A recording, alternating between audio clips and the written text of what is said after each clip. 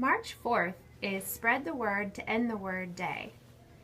Today we're going to be talking about the use of the R word and how we can work together to end the use of the R word. The use of the R word further perpetuates stigma and negative stereotypes that face people with developmental disabilities. Up to 3% of the world population has an intellectual disability that almost 200 million people. And let's stop the use of the R word. The R word. Megan, how does it feel to you when people use the R word? Well, I think it is very hurtful. For one, people should not be using that word, and if they do, it's called self-advocacy.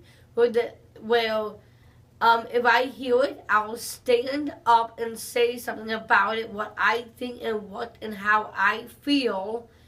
And if they listen, they listen. If they don't, at least I said something about it. And I think that it is very mean as well. With that in general, we should not be saying the R word because it affects other people. By affecting other people, it affects you. Abby, how about you? Well, I definitely agree with you, Megan. I think it's a really hurtful and really unnecessary word. And I think that everyone should know that awesome people like you are really hurt and really upset by the use of that word. And people should know that they can find a different word when they're upset about something. Talk a little bit more about self-advocacy, Megan. Self-advocacy is actually, it comes from me, myself, and I. And self-advocacy comes from the word from self, which is me and myself and I, and it's about what I think and what and how I feel. And people should know what and how you think and how they feel. Right.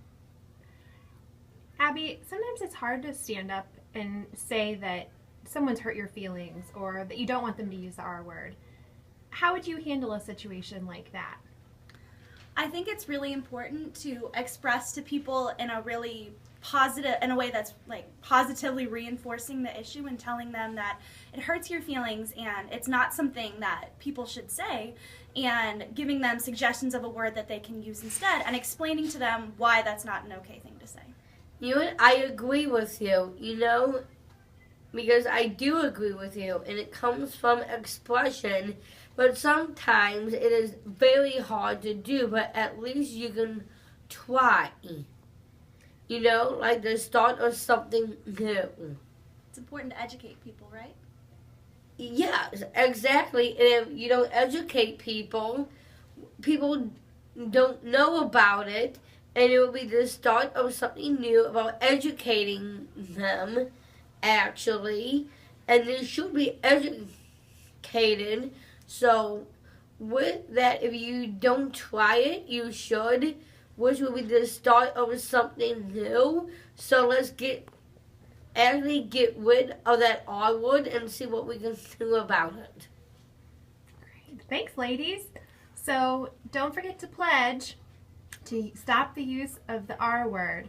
March 4th is Spread the Word to End the Word Day. But you can pledge anytime and start anytime. Thanks, ladies.